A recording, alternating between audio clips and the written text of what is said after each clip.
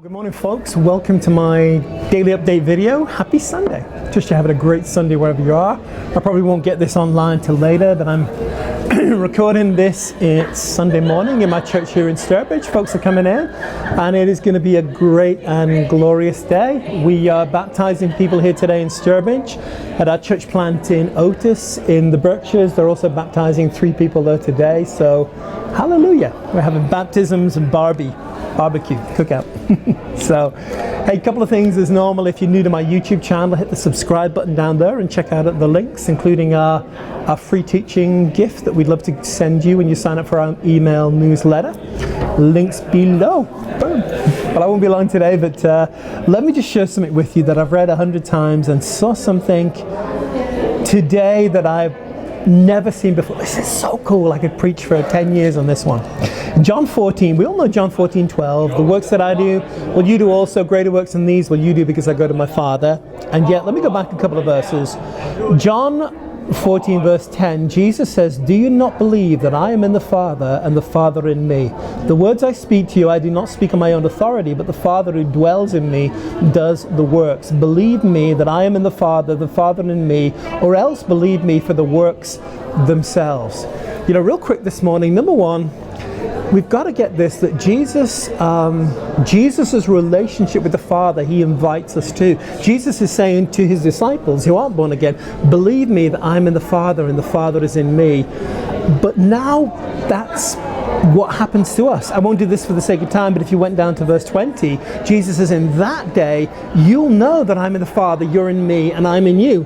In a way, it's like Jesus saying, I and the Father are one. We're living and abiding in each other. But in that day, the day of Pentecost, the day of the church, you'll be in me and I'll be in the Father, and you'll be, wow, how cool is that? And then Jesus says, he speaks about the words and the works. I want you to see that, the words and the works.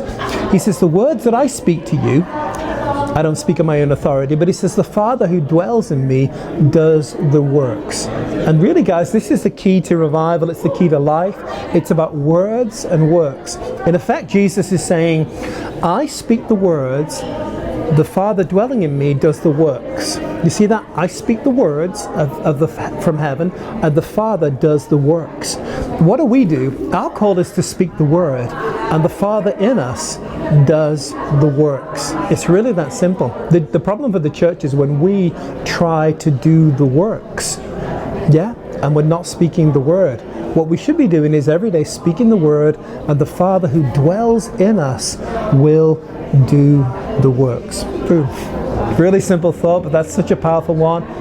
Grab some here. If you can grab a hold of that, that can change your life today. The word and the works. Where do you want to see God work today?